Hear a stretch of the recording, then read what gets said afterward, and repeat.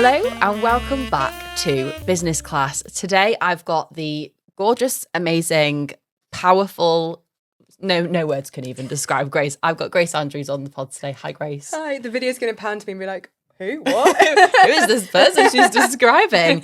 So I'm going to try and sum up Grace in a few words. Really hard to do. And I feel like you're also probably trying to find what those words are at the minute and like, who are you as a person? So Grace became brand director at Flight Story Studio, and she's the powerhouse behind Steven Bartlett's Diary of a CEO. I feel like you've got to be living under a rock if we don't know this by this point. She's everywhere.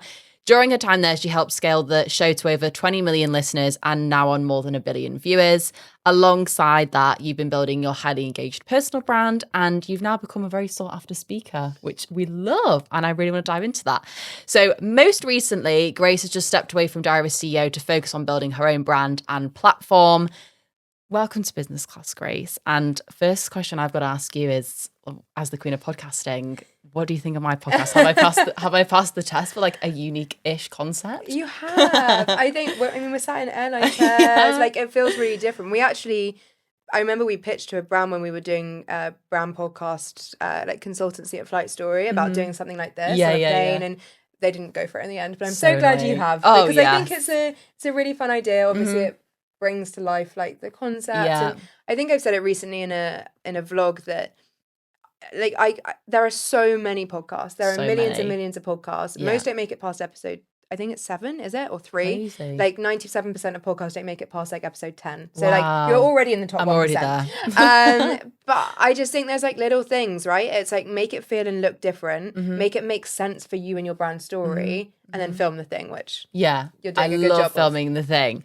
So I've tried to think today of questions you may not have been asked. Okay. Amazing. Because I feel like if you've got a personal brand, we always speak about ourselves. We're always talking about our journey. It can feel repetitive. And I feel like I really want to dive into some things that you may have not spoken about today. Maybe I could be wrong. You're probably like, Vic, I've been asked this question loads of times, but I'm hoping not.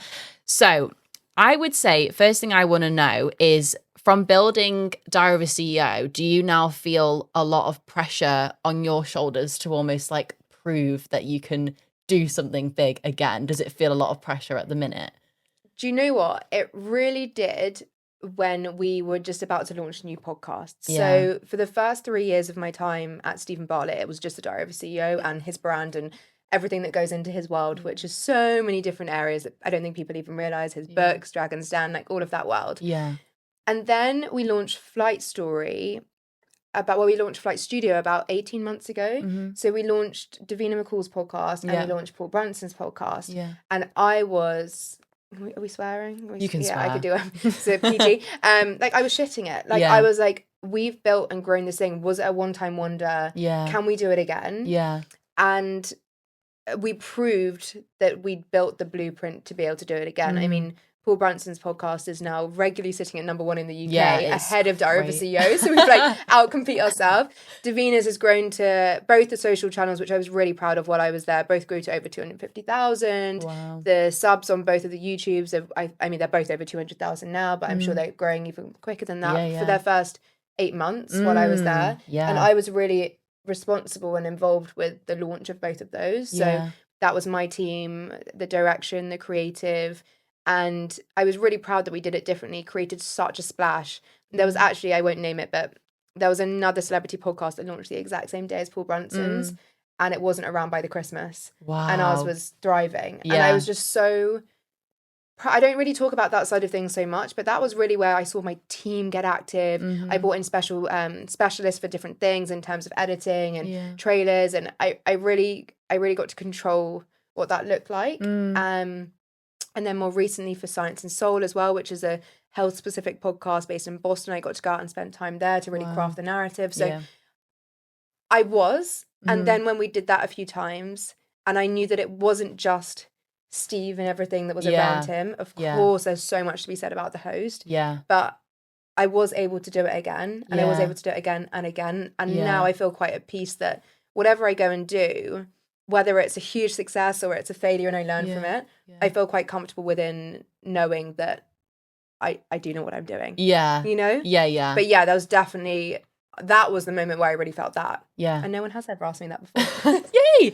Do you feel pressure as well now that you're like out on your own and everyone's watching? They're like, what's Grace going to do next? Like, does that feel like pressure? You're like to almost like maximize the reach and success you've had? I feel a lot of pressure to maximize the opportunity that I've been given. I feel like I'm in this incredible position where everyone is watching, which is completely bizarre. Like, I know I put out content, I put out these vlogs, but the fact that people watch and then message me or come up to me in the street and say something, I'm like, whoa. You did so well. I saw that on your YouTube. I was like, oh my God. It's gone crazy. It took off. YouTube as a platform is I've always loved it. I've always wanted to go into it. I just never had the time. Yeah. The intensity of the response, the inquiries, the way everything is blown up. I wasn't going to do it. I was so scared. Yeah. I was so scared to put myself out there like that. Yeah. And I thought everyone would be like, because all these thoughts go through your head, don't they? I thought everyone would be like, oh, of course she's going to vlog. That's what Steven does. Of course she's going to do that. But then it's like, well, why not? That's what I know. And that's what I know how to do. And it's built this crazy like depth of connection with my audience that I've never been able to achieve through like LinkedIn or Instagram. Yeah. And I'm like, whoa, this is what I want to put a lot of my like eggs into. But I feel the pressure of the opportunity and wanting to not miss the opportunity, because I know I've got a lot of eyes on me at the moment. But I feel a lot of freedom in the sense that I have this time to go and play and figure it out, because I've spent so much time with founders and business owners, whether through the Diary of a CEO or through my own community that I've built. And all of them have pretty much said to me, like, this is your time to play. Like, this is your messy time. Yeah. You don't have really responsibilities, or you don't have team members. You don't have like things like that to worry about. So play around and see what sits, and then pursue that. Does it feel quite freeing at the minute almost? Because you're like, oh, a new start, like a fresh start. Yeah, it does. I think now it's September as well. I'm like, oh, it's like autumn. It's like back to school time. Oh, that aligns so well. But August was definitely a bit like rocky, because everything always goes quiet in August anyway. Like speaking, Brown Partnership, everything's quiet. Yeah. People go away, which is something I need to like clock in for next year. Yeah. And there was a few days where I was like, I don't have anything in my calendar today. Like, I don't have a meeting. Like, I haven't had a blank calendar for as long as I can remember. And I was like, oh my God, what have I done? Yeah. Because I thrive on the busyness. I thrive on like back to back to back to back. Like, that's where I feel like fulfilled, and that's when I'm like, I'm thriving. Yeah. But it's normal, isn't it? Like, I've tried to like have this conversation with other business owners as well. It's like, you put so much pressure on yourself. You have like a good month and now it has to be better and better and better. But like, not even the best, most successful companies in the world are going up and up and up. Everyone has quiet months, biggest months. Like, you have, things that thrive in like the summer or like the winter months. And I think it's so normal to be like, this is just our quiet month. Like, it's fine and it's nothing on you. No, exactly. And I need to make peace with that, and that busyness doesn't always equal productivity and like all of those sort of things, because that is what I've known to be true. There's a lot of unlearning I've almost got to do because of how I've associated success. Like, for me, success has been super busy, being available to people whenever they need me and things like that. So now I'm by myself and I don't have this huge team supporting me. I've had to put new sort of boundaries or expectations in place, and I'm just figuring all of that out. Yeah. And does it feel like, I don't know how to like phrase this properly, but do you feel like in a way you kind of want to be known for just being Grace and not being like Grace from Diary of a CEO, like everything, associated with Steve? Or do you feel like in a way, obviously you're going to like that because you built up your platform because of this, but do you feel some part of it where you're like, I just want to be Grace? Do you know what? It's almost the opposite. Like, I had a real fear when I was leaving. I had a bit of an, I guess, identity, I wouldn't say it was an identity crisis, it wasn't that deep, but earlier in the year when I was thinking about leaving, I was like, but who am I without the Diary of a CEO? Like, that's all I've known. Who am I if I don't say, when I walk on stage, I'm Grace Andrews, brand director for Steven Bartlett? That's what like flows out of my mouth. So the bit I've been really struggling with, and actually I hired a coach to support me through that transition, was like, who am I without the Diary of a CEO? And what is my brand? And I went through a real moment where I was like, everyone's just going to unfollow me. The only reason they follow me is because they get behind the scenes of Steven Bartlett and like all of this stuff. And I remember I can't remember who it was, they turned to me and they were like, you have no idea. They were like, you have no idea that all these people are following you because of you, not because because of Steve. Like they may have found you through that or whatever, but they're here for you. Yeah. And I was like, okay, we'll see. Yeah. And but that's been kind of crazy to me that there are so many people here wanting to learn from my story. And I think because I had such fast progression at such a young age as a young woman as well, there's a lot of younger women who look up to me in that space in the way that they maybe can't to a male founder or someone like Steve who's almost too far ahead. Yeah. So people sort of look to me and they're like, I want to get to where she is. Yeah. And I'm like, whoa, okay, that's a lot of new pressure. Yeah. But I definitely, I mean, if you were to say, how do I introduce myself now? What's my title? Which people are asking me for talks. Yeah. They're like, okay, so what's your title? And I'm like, Grace. I'm like, I don't have a title right now. Yeah. Like I'm in this weird zone, and I'm sure like this time next year I'll be able to be like, I'm Grace, blah blah blah blah. Yeah. But that's been weird, and we wrap a lot of our identity. I wrap a lot of my identity up around my work. Yeah, because it's where I feel like fulfilled and successful, and it's what I talk about when if I ever go and meet new people, they'd be like, oh my god, you work with Steven Bartlett, that's so cool, talk to me about that. Yeah. And I was like, wait, what am I gonna say now? Yeah. But it's amazing how like people actually are there for me rather than for that. But it will always be part of my journey. I look back at that time with just the most like gratitude. I'm so grateful. I wouldn't change it for the world. We worked day and night. We had breakfast, lunch and dinner together for like 3 years. Like it was everything. We grew and scaled this thing we didn't have a clue about. And I was in rooms and exposed to conversations that have changed the trajectory of my life. Like priceless. It's incredible. Yeah. So for me, it's just I have so much gratitude for that. I hope I've been able to imprint a little bit of legacy within that company, and they go on to do amazing things. And I'm able to sort of see myself as an individual now. So that's interesting. Yeah, and I think as well it takes a special type of person to work at a startup, which is like something I am struggling with a bit at the minute, I would say, because I guess still class my business as a startup, and I think some people come in expecting like, proper management and for me to know everything. And I'm like, I don't know a thing. That's not what you're going to get. I'm just a girl. I'm a child. I don't know what I'm doing. But like, I really think like people either thrive in that environment and you take such like gratitude out of building this thing and something big's going to come. Or some people they want just like, a regular 9 to 5 with the structure.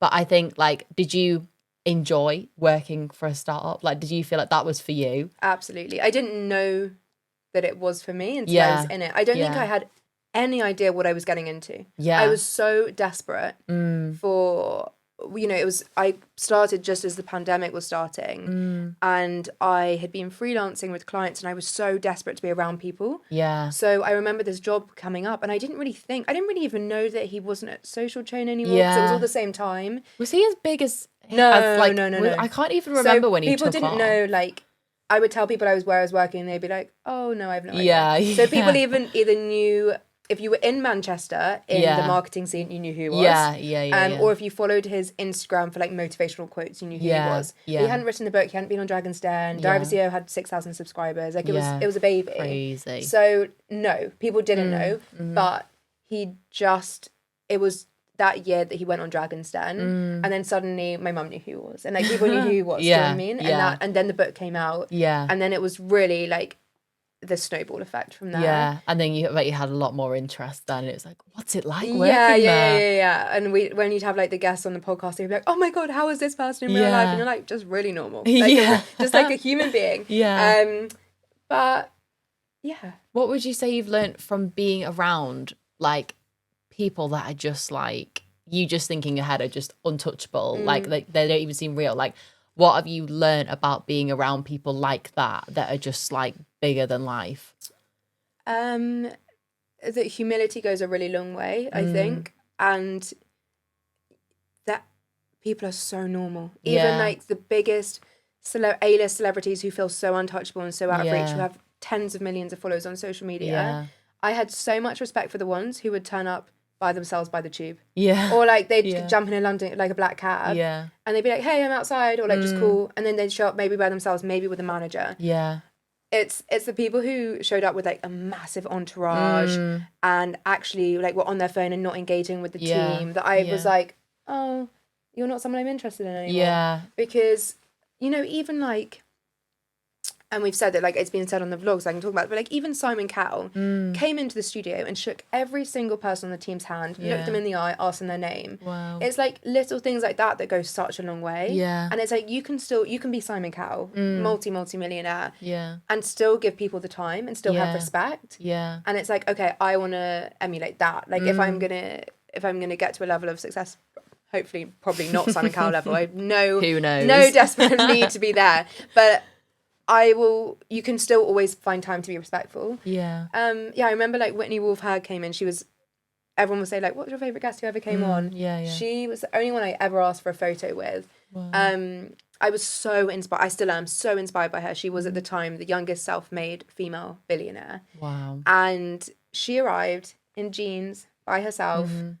She was like, hey, how's it going? And I was like, you're a billionaire. Yeah. And you're like giving us time. Yeah. And I'm like, that for me was everything. I was like, humility, like humbleness, respect, giving time to people. I was like, I have so much time for those sort of people. And 99% of the time that was how it was. Yeah, I mean, I'm guessing like in terms of like poor experiences, I'm guessing you can't say names, but did you have people where you were like, oh wow, they were an asshole? A couple, yeah. I mean, a lot, like there's still quite a few episodes that haven't gone out. Like, really? Yeah, if there was really awful or anyone treated anyone badly, it tended to not go out. There was one guy who was, the episode did go out, and he came in and he didn't look up from his phone. He sat in the chair on his phone, didn't look up, didn't engage with anyone. His like manager's like, oh, can we get you anything? He's like shushing people away. And then Steve sat down and he was like, hey, and he looked up and went, hey, and carried on his phone. And I was like, it's not it's just basic manners and like a basic level of respect. Yeah. And and that sticks with you so much longer than if you were just, you know, just a polite person. Like I will never forget that person and how they treated people. Yeah. Even if they were having a bad day, you know, like I think you've still got a level of respect. And actually when Steve started sharing the numbers of the podcast and talking about it, he suddenly lit up because he was interested in what it could be in it for him. And I just think I just don't think there's like longevity in that approach. And we're all humans at the end of the day, you know, just treat people nicely. Yeah. And one thing I'm trying to ask as many people as possible, because I am trying to recover from being a people pleaser and caring about opinions. And I feel like if you want to go big in business, you just can't care about people's opinions to that extent. So what do you feel like you've learned, from working with Steven about receiving so much negativity and backlash? And like, what do you feel like you have taken from that to be where you're at today if people are giving you, you know, hate online that everyone's going to get?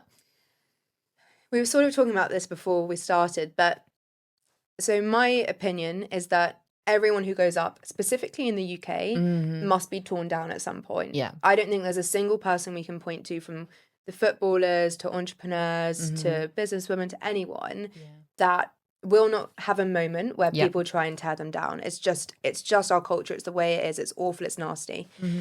To that point, it's usually a lot smaller than it looks and feels. Yeah. When you are in the middle of it, and because you see it all because of how the algorithms work, it feels like your world is crumbling down and the entire world is up against you. Yeah. And it takes a really strong person to turn their phone off and not engage. And that's what Steve was. Like, Steve has been through it all. The highs, the lows, the accusations, everything.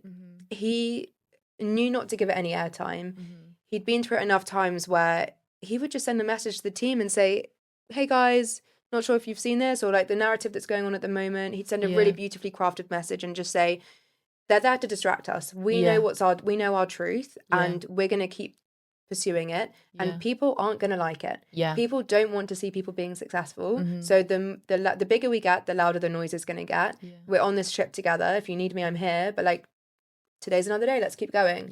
And so to us, it felt like we were almost invincible on the inside of these walls. Like, I remember like my mum would message me and being like, oh my God, are you guys okay? And we're like, why? What's happened today? Like, today feels better than yesterday. And the reality is the Diary of a CEO is growing faster today than it has ever grown before. And it ranked second in the US this week, which was the highest charting position we've ever had, only second to Rogan.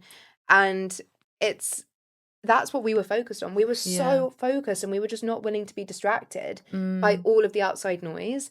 And the reality is people would jump on the bandwagon to get a little slice of 10 minutes of fame to go viral or to get likes or to get clout. And only 1% of your audience are ever actually engaging or commenting on that. But it feels overwhelming. Yeah. But I will take that sort of sturdiness that he had with me, because inevitably, if I do anything, there are people watching, and I put a lot of my life out there for people to view and ultimately therefore judge. Yeah. And you have to take it with a pinch of salt. If you are willing to ride this wave of, you know, gaining eyeballs on your content, there are going to be people who don't like you, there are going to be people who disagree, and there are going to be people who want to take you down. There's nothing you can do about it.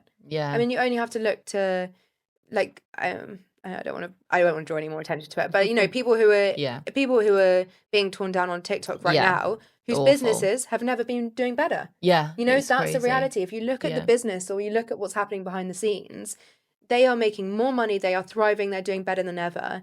But TikTok, because of the way it works and because of the negativity, and unfortunately people engage with negativity more than positivity, it feels like their business is crashing and burning. Yeah, and it's just so often not the reality. Why do you think it's just, we are like this as people? Like, do you think it is just because we're living in a time where it's about clout, and it's like, oh, if I make this video about Grace, I know it will get views? Like, I think a little bit of that. I see that on LinkedIn at the moment. Like, I see people who've never engaged or never watched my stuff are posting about my journey or my story. Yeah. Which is a bit odd, but like, you do you. Yeah. Like, I can see, because I think I reposted one, and then it's like, well, then everyone's got to do that. You've got to copy the formula or whatever. Yeah, yeah. Which is fine. But I don't know. I think like British people as a culture like tend to not support people's success. They support them to a certain point, and then they don't want to see them be more successful. Whereas in the US, you've got this whole American dream culture where people want to see you win. Like, you go to New York, and people, rather than gatekeeping their contacts or gatekeeping their information, will be like, hey, you should speak to this person and speak to this person, and actually should we go for dinner tomorrow night? Yeah. And it's just a whole different attitude. I think that must play into it.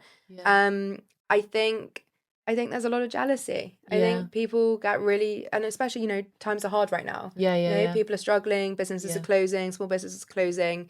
People don't want to see stuff being rubbed in their face. Yeah.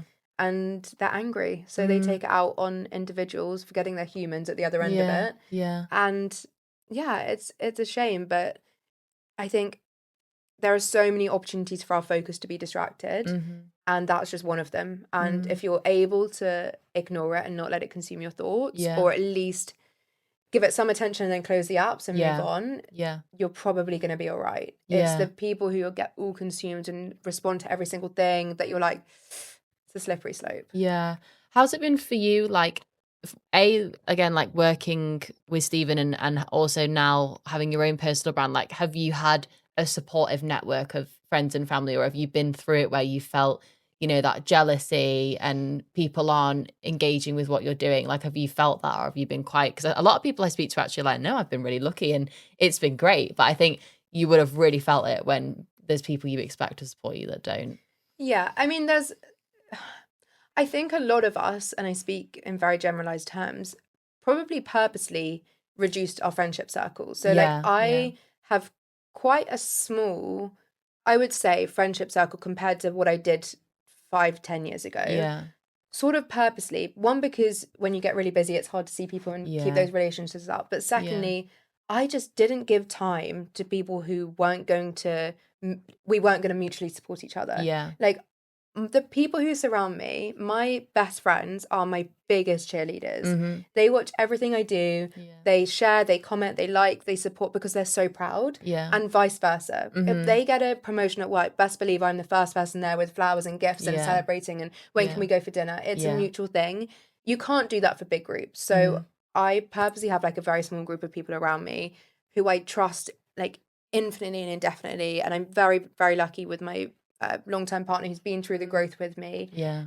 He keeps me very humble. All my friends do. It's like, they're like, oh, cool, you went and did that. Great, what should we have for dinner? Yeah. You know? And I think that's really important. My partner's the exact same. It's like, you'll say something huge, be like, oh my God, like my post got 1 million views, or this happened, and they'll just be like, all right, like it's cool, just great. But it's not in a place of like, I don't care. It's just like, I think to my partner, he's just like, they do like to keep you grounded with it, and it's just like, and I think you need that. And to them, we're like, you're just Vicky and Grace. Yeah, like, you're just like, that's amazing. We're really proud of you. Yeah. But like, let's just keep you grounded. And I think that's really important as well. Yeah. I think the hardest one has always been explaining to people what I do. Yeah. You know, because a lot of people don't get it still. Yeah, like you work in like social media. Yeah, that's still a they bit don't weird. get Or I it. make money now through speaking and brand partnerships. Or like collabs. They're like, what does that mean? Yeah, and it's like, oh, so you're an influencer. I'm like, well, not really. Yeah, like, it's hard. That's what's a bit confusing. But I've just never been bogged down by like titles and labels. But to your point, like, I was speaking with someone yesterday and she's really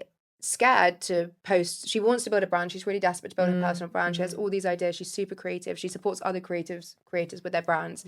And she's really scared to post anything because of these 3 people from school. Oh yeah. And I'm like, girl, forget them. Yeah. They're gonna hate on it either way. Yeah. Like Yeah. if they care. And how sad. Yeah. But like also who cares? Yeah. Like truly, like you have one shot at this like life thing. Yeah. Like Yeah. please don't let them bog you down. I always say that to people. I'm like, we're all gonna die. Like it's like, and I need to listen to that advice myself more, but like that's the advice I give to other people. I'm like, who cares? We're all gonna die. Like this is so insignificant. And I think the way I'm trying to view like hate and negativity online is that, say if I see something even about Steven online, I'll like read it for 30 seconds and then I'll move on and forget about it. And that's what other people will do for you as well. It's like they'll see it and then it's like, it's not that big. It's not that big of a deal. It's news for like 2-3 days. Like it always is. Like everything comes and blows over. Like if you just went off, turned your phone off for 3 days and came back, the world would have continued. Yeah. But surprisingly, that's what most people on my YouTube will say. Like,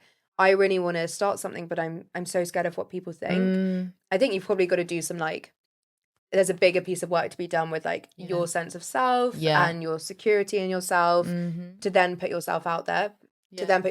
Because it you know, if you do have insecurities, they are going to be amplified. So you do have to feel like in a good place with yourself and put the foundational work in to then outwardly put yourself online. But I did a Q&A yesterday, it's going live tomorrow, and I was like, I vlog a lot of my life. I share a lot of my content online about me and my personal life. I still think I probably only share about 30% of my life online. Yeah. I still have, probably that's about right. Like 70% of my life happens offline and I intend to keep it that way. Please don't ever think what you're seeing of my life is my whole life. Yeah. Like it is mostly curated and it's mostly controlled strategically to position myself in a certain light. Yeah. Like, everything's about perception and like I'm doing it for a reason. I'm doing it to grow an audience to eventually monetize. Like it's not just like, you know, it's not just me showing everything about my life. Like that's why I don't count myself as an influencer, because I'm strategically building audience to then build a business. Like none of this is happening by chance. Yeah, I was literally having this conversation before it started filming, because I love like being real on social media, you know, sharing the ups and downs of growing a business, because it's so hard and not enough people speak about it. But I can't even share the hardest stuff. Of course you can't. You know, hiring, firing, legal stuff, you can't share it. So even like yesterday, I was like posting like normal August recap, but like I was like crying my eyes out because I was like, oh God, do this. But I can't share that because I can't share why I'm upset. So it's like, it's still so glamorized. And I think it's so hard with a personal brand as well. I've had loads of people give me advice on mine.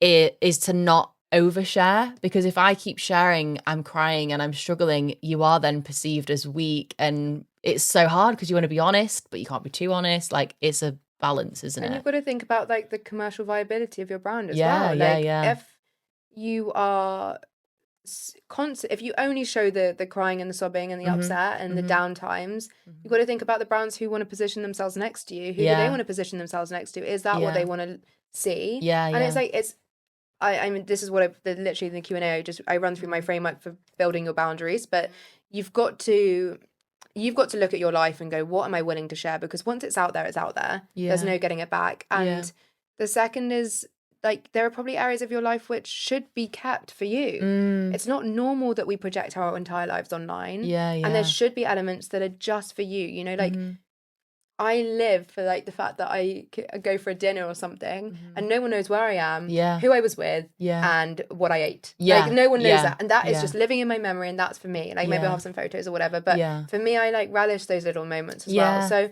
it's, you know, it's a balance. Only you can figure out where your limit is. I guess the caveat to all of this is that vulnerability tends to perform better online. The more vulnerable you become, the more people get engaged. And that's why it can be a bit of a slippery slope, because you see these people who are like share something really vulnerable and then that almost becomes their whole brand. But you've got to think long term, like about the strategic positioning of like who you are and where you want to go. What's this all for? What's this all for? I'm not doing this for likes. Best believe I'm not doing it for likes. Like there's a business at the other end of this. So I think just constantly putting it through the filter of what's this all for? Where am I heading?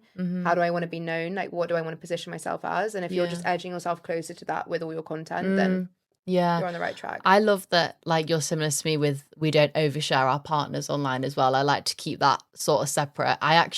So my partner is our operations manager, so I actually work with him every day. And I love getting his opinion on things because he, like you, like has gone through all of it with me. And I also think men do have a very different opinion and view than women, which sometimes I quite like they're very straight up. And he gave me some really good advice recently. I never thought I'd be taking social media advice from him. But like he was saying, because I am so emotional as a person and I built my personal brand from my story. So it was like, having anxiety and being bullied and blah, blah, blah. And he was like, I think it gets to a point, Vic, where you actually need to stop sharing that because you are so vulnerable. And it's also one of those things where I don't want to be known as like, you were the girl who was bullied at school. It's like you have got to get to a point where you have to think of the future and what you're moving from. He was like, great, you've built this brand, but like, let's just, not like forget it because it's made me who I am. But I think it is really important to not constantly be vulnerable and share these like such like precious things in life that we go through. Because I think that people are now looking for like vulnerable, weak spots in founders to poach at. And it's scary because it's like we're living in this time where no one can succeed without them being teared down. And it's hard. I think it's hard as a woman as well because we do feel all the feelings and we go through the highs and lows and emotional cycles, and knowing a vulnerability can be a superpower. Like I found in leadership, actually when I was so masculine and I didn't show any femininity or any vulnerability because I thought that was a weakness. When I did introduce elements of like vulnerability, it actually made my leadership so much better. But again, there's like a limit on that. It's like how you don't want to be like sobbing in front of your who you're managing, but it's like it allowed me to be a bit more empathetic and a bit more kind in my leadership, which I think was really important. But again, it's like like where do we draw this line? And there's no like playbook for this. There's no one gets it right. Like you're either too emotional, not emotional enough. How did you find running a team? Like that is every single person who sat in this seat has said team is the hardest bit. Like how did you balance being, a young woman, being respected? You're also like their friend, but their manager. Like how did you do it? Do you know, I loved it. It's the bit I missed the most. I was thrown into a position of leadership at 23. Wow. Like I never ever expected to be in a managerial position like with a team under me. And I remember I had my first 2 hires had been with me for 6 months. And I just had this realization. I was like, fuck, I'm responsible for their career development. I was literally like, whoa, wait, we're going so fast here. And we didn't have like one-to-one structures in place or like we didn't have all of those things. So I took myself off and did a lot of learning. I'm obsessed with learning. I learn as much as I can. I read a lot of books and I went on a course and I read a book called Surrounded by Idiots by Thomas Erickson, which explained behavioral types or how people like to receive information and like to deliver information, how they best respond, and it's like that the blue, red, yellow, green code because everyone's different. It's taken me so long to realize that. I'm like, I just deliver feedback like this, but you're more emotional and you like feedback like this. Like it's changed my life, everything. I honestly read that book and it stuck with me, and I will never forget the like spark that went off in my head that I was like, oh, that's why they're not responding when I asked them to do that. And that changed everything for me, and I just became obsessed with my team's development. Like it was I cared about it more than anything else. And we went through, I probably had, when I left, probably about 15 people in my team. And they were just all I wanted was to see them win. I said my best day, I always used to say to them on their first time when they would join, and I'd sit down with them for a few hours and I'd say, my best day will be when we're clapping you out of this office, because you are going on to the biggest and best opportunity of your life, and we've helped you get you there. Like, I don't think that people who start businesses are the people who then grow to a medium size and then stay when they get large. Like, people are there for different stages. And all I wanted to be to them was like a great leader, and that was like the most important thing to me. So I spent a lot of time and energy into it. Like, I would learn as much as I could, and I would do courses and listen to talks, and I just wanted to better understand how people worked to then be able to be better with them. And it's all about behavioral psychology. When you understand how humans work and you understand people's different relationships or what they want, everything just falls into place, because it can feel so like you can't see the wood from the trees sometimes, where you're like, why am I not getting through to this team? Like, why are they not responding in the way I want them to respond? Why are they underperforming? All of these things. And then you're like, oh, it's because I delivered that thing like that. I'll change that. You know? And I think some of the worst advice I ever received was that you can't be friends with your team. Some of my best friends were people I managed. We were all similar ages. But I was able to really establish a great working relationship with that, because we'd be best friends, we'd hang out, we'd go for we'd party, we'd go for drinks or whatever. And then in the office we'd chat, and I'd be like, okay, we're switching work mode now. And I would very actively say that. Like, I would be like, okay, friend conversation over. Now we're going into work mode. And I think when you set that tone, we were able to have quite serious, sometimes uncomfortable conversations, but with a lot of respect. And that was my way of doing it. But I don't buy by the whole thing. Like, I'm 28. I was about to say I'm 27. I'm still in that mindset. I'm 28, and like, so I was there from 23 to 28. Wow. And of course, like, that's some of your most informative years. I was making some of my best friends during that time, some who I happened to manage. So I don't buy by that, because I'm still friends with them. We had really great conversations. They have a lot of respect for me. We have a lot of mutual respect. And I think you can. I think the one thing we always tried to stray away from was calling us a family. I think that can be really hard, because families don't let people go. You know? And, well, you know, generally. And so I think we always called ourselves a high performing sports team. So there was a lot of camaraderie. We were there for each other in the highs and lows. We would all get through it together. There was no one left standing, like no one left in the locker room kind of mentality. But people get dropped from sports teams, you know? But there's an intensity and a care, because you're all striving towards this like huge Premier League win cup thing. So there's this like intensity and care, but people come and go. People get transferred, people go to new companies, like it happens. So in the early days, we were quite bad at calling each other a family. And then when the hard conversations come, they're really hard. They're so hard. They're really hard. That's what I've struggled with the most, like letting people go, delivering awful. It's horrible. You know, it keeps you up at night. And having to accept that they will hate me after this, but I've just got to do what's best for the business. And there's nothing worse having, you know, that nerves and anxiety before having those meetings, and have sickening. It's like, I always love to ask people on the pod, like, what is for you probably one of the most challenging things you've been through in your career, where you've been like, shit has hit the fan, like I don't know how I'm gonna come out of this. So many things. I was in we used to travel a lot, so we recorded the podcast in like different studios all over the world. So we were in LA for a big stint, and I don't think she'll ever listen to this, so it'll be fine. A team member came, and there was actually two completely different instances, so they won't know who I'm talking about. One of my team members came up to me, and she was just in such an awful place. I think she was really struggling with being so far from home, and we had such crazy deadlines to deliver and meet, and we were such a small team, and I was so stressed. But as a leader, you umbrella it, right? You don't show that below. I'm fine. I'm fine. It's all good. We're all good. And then you're like, rah, like fires are burning. But that's your job, you know? It's like protect the people below you. And I was really struggling. Like, I mentally, everything was really hard, but I had no one to, we just had to get through it. We just had to keep going. And I remember she came to me and told me that she was really struggling, and that she was going to have to, when we were in LA, take some time. Like, take some time off. Like, she just really was. And like, you know, you've got to do what you've got to do. And I just remember being like, I need time off. Like, I need time off, and you're asking me for time off. And I was like this close to exploding. I was like, I don't know how to do this, because I am also feeling all the feelings you're feeling, but I can't stop. If I stop, this whole thing crumbles. And I remember that being a really hard time and being like, okay, and I think she flew home.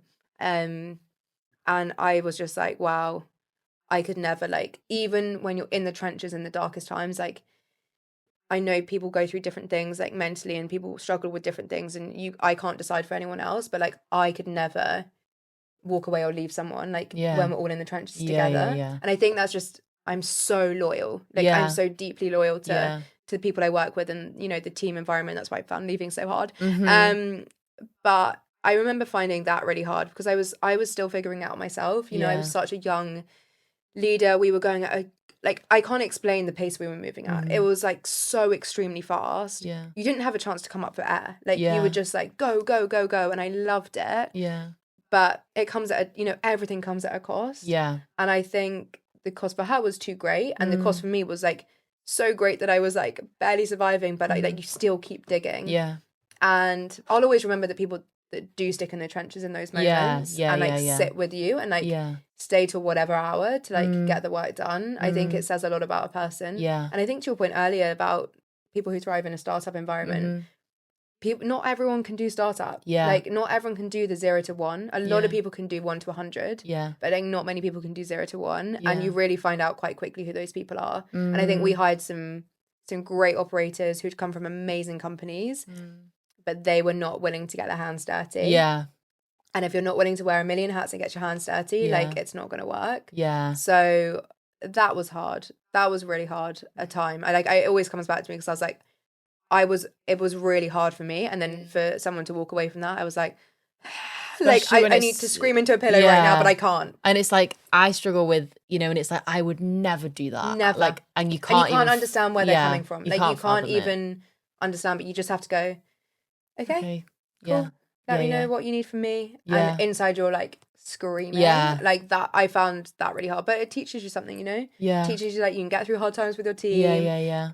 If they walk away, that's okay. Like they're maybe not the right person or whatever, but everything's gonna be okay. Were you quite like, so did you have to almost manage yourself? Or like because Steve's away doing everything? Yeah, I didn't really have I would say like he played like a bit of a mentor role and a mental role and a mental it was mental but no, he wasn't like he is not I think he'd openly say like that's not where his skills lies, that's not what interests him. Like he is a creative and he's an ideator and he's a businessman, he's an entrepreneur, and he will like parachute in and like solve problems, cause problems, solve problems.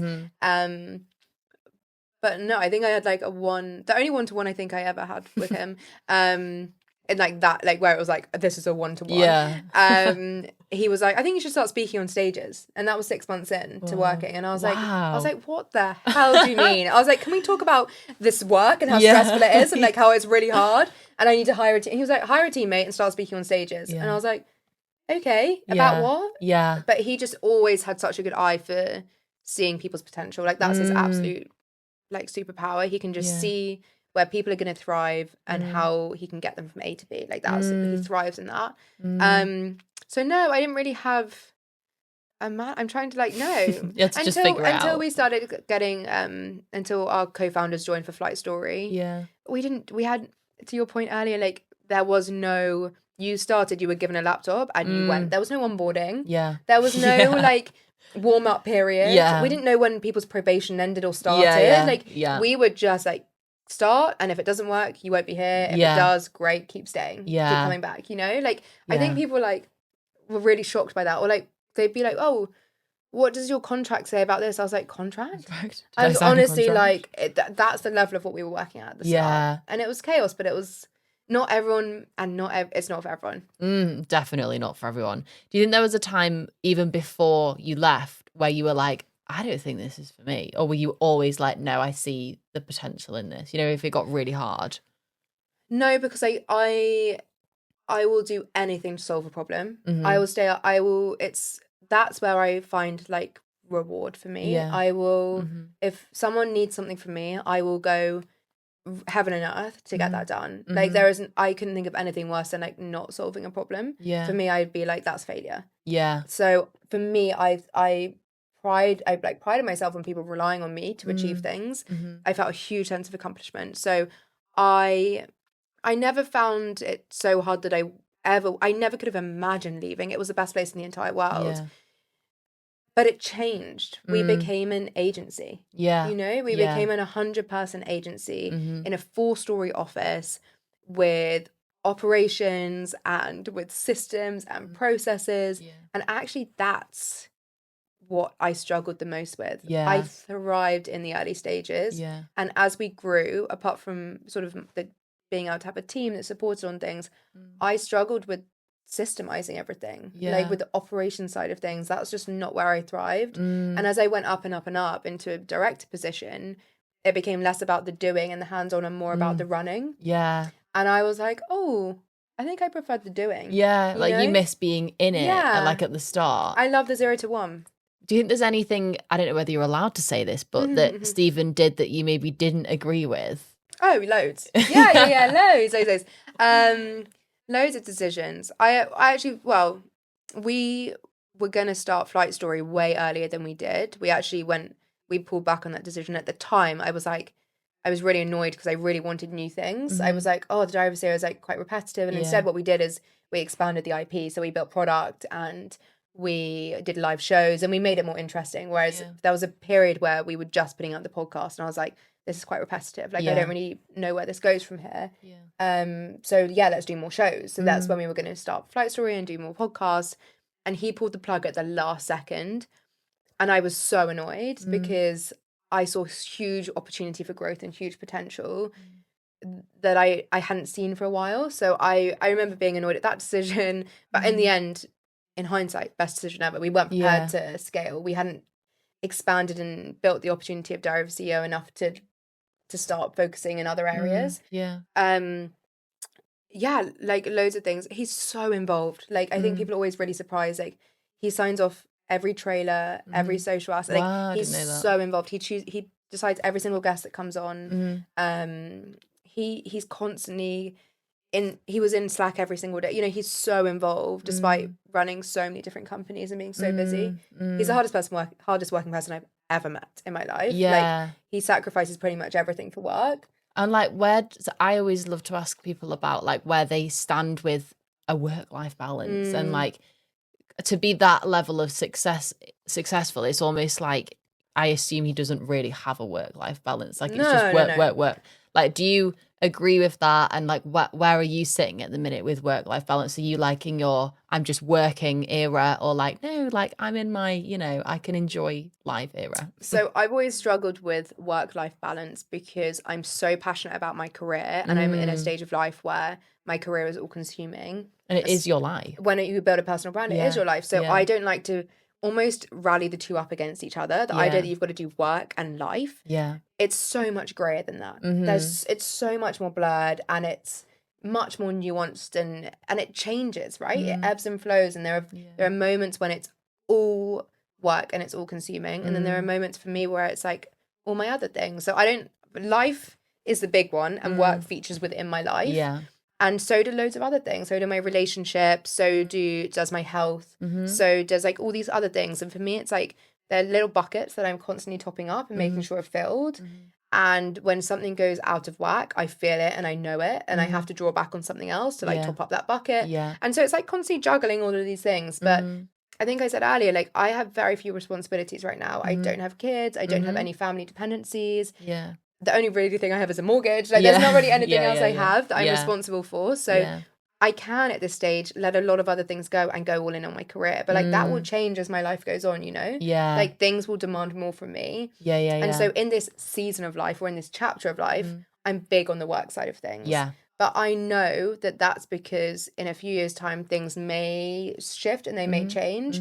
And that's okay, like, so I really struggled when people used to tell me I needed a work-life balance because all I wanted to do was work. Yeah. And so when people told me I had to do life and I had to introduce balance, I was like, but my work is my life. Yeah. Like, why do I have to put the two up against each other? And as soon as someone introduced me to like this idea of seasons of life and buckets, and you don't have to do all in on one, or it's not one against the other, I felt such a sense of calm. Yeah. Because I'm just one of those, I have a growth mindset. I want more, I want more, I want more. Yeah. And the idea that someone was trying to tell me to stop was like really frustrating. Yeah. But I have realized in my journey of growth that I do have to pull back to be able to spring forward. So I do take time. I do take holidays. I take time off. I go away without my laptop and the world doesn't come crashing and burn me down. It's amazing. Yeah, everyone's like, touch the grass. We just work in marketing. It's not that deep. Yeah. Have you thought much about your, like, where Grace wants to be in a year and like in 5 years? Like, have you thought, can we share that? There's lots of things going on at the moment that I don't know where they'll be in a year's time. So I'm doing quite a few projects with different people. I'm really focused on media and audience. You can deduce whatever you want from that. And there's some things in the works for sure. I mean, look, my North Star is to become a really respected and authority within the brand marketing and creator space. Yeah. So every decision I'm making is with that North Star in mind. Yeah. So if that's where I want to go, it's like, okay, does this serve me getting there or not? And I'm quite a person who says, I say yes to opportunity quite a lot because I've seen where it can lead me. So I don't like to put too much in place. I like to sort of see where things go and see where conversations lead, see where talks take me. I'm really enjoying this season of life. Like I get to be in control of my time, do more or less of what I want to do. I get to spend more time with my friends and in like my relationship and like making sure that's like topped up and filled up because no one tells you about that. You know, you have to keep investing in that. And so yeah, I don't know if there's an answer to that other than I know who and where I want to be known for in 30 years time. And so everything is just weaving my way there. Yeah. And we're so young, like so young. Like whenever so I'm 25, so just a bit younger, and everyone's like, you're still a baby. And it's like we are literally still babies. Like we have so much time to like experiment and play. So I'd love to ask, sort of rounding up, is what is the least generic advice that you can give to my audience? So basically anyone that wants to stand out now, whether that's personal brand, whether that's a business, like, because everything, I mean, I always say everything's saturated, but there's always room for like an amazing thing to my come God, out. 100%. Like, I think the space which could never be saturated is people building their own personal brands because every story is so unique. You're you. Like no one can repeat you. Yeah. You can repeat a product, you can literally copy and paste clothing or like a drink or anything, like physical products. You can't copy and paste you. Like your story is unique and that's what I love. Like your story is your superpower. Yeah. I think as well with personal brands that when people are going, it's not working, it's because they're trying to be someone else. Grace. They're trying to be me. They're trying to copy and paste. Yeah, they're like, oh, I've tried it, it's not working, and it's because they're literally just copying another creator's content. So I think personal branding, I agree, will always be room for.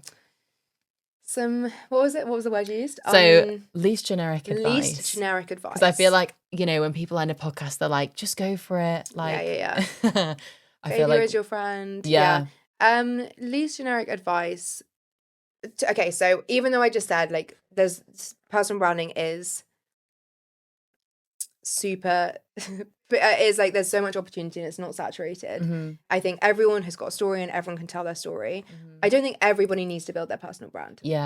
So I think you have to really look and take a deep look. Okay, I'm going to say two things. You have to take a deep look at who you are, where you want to go, and the role personal branding could play in helping you get there. If it's going to fast track it, fine. But there are so many other routes to building that don't require building a personal brand. It's just one of the ways. I think we're just all obsessed with it right now because it's so accessible. The other part, and the reason I think that, is because people misunderstand what a personal brand is and they just see the personal side of things and they just share their life. Brand means there's strategy and there's intention and there's goals and it's measurable. It's not, as I said earlier, it's not by chance that I'm sitting here on this podcast, or it's not by chance that things are happening or falling into place. It's very much my strategic vision of where I'm heading and what I'm trying to achieve. And every decision I make is edging me closer to that goal. I think I see a lot of people on LinkedIn specifically who are just shouting for the sake of shouting and they're making noise for the sake of noise. And they're missing or misunderstanding that there needs to be a strategy behind it in order to reap any reward or any level of success. Like I really don't understand this term LinkedIn influencer because I'm like, for what? Yeah. Why? Yeah. Like who? What? Like It's I don't just really understand. like a vanity Yeah, metric it's so thing. transactional. It's so superficial. I get like people hate every time I say it because it like reduces their chances of selling their bullshit courses or whatever. But like I want to engage with people who have built something, who are building something. I remember something commented on something I shared the other day being like, we always listen to Grace because she actually built something. And I'm like, well, yeah, of course. Like the only people I want to engage with are people actually building stuff, not just talking for the sake of talking or making noise for the sake of noise. Yeah. And that's where I get really confused. So I guess my untraditional advice is that not everyone needs to build a brand. There's lots of different marketing avenues and channels you can pursue. And if you are, please understand that brand is part of that term, and brand requires work, strategy, and intention.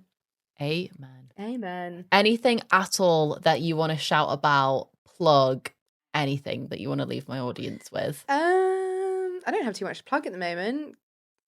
I'm on YouTube. Yeah, YouTube's my baby. I vlog every week, so every Friday at 8 a.m. for the next 52 weeks, I'm uploading a vlog of my life. Commitment. Consistency is king. And people are really enjoying that. So if you enjoyed this, there's more of that over there. Amazing. Thank you so much, Grace. I've loved this. I think you're amazing, and I'm sure everyone will love this episode. So thank you so much. Such a pleasure. Thank you. Thank you.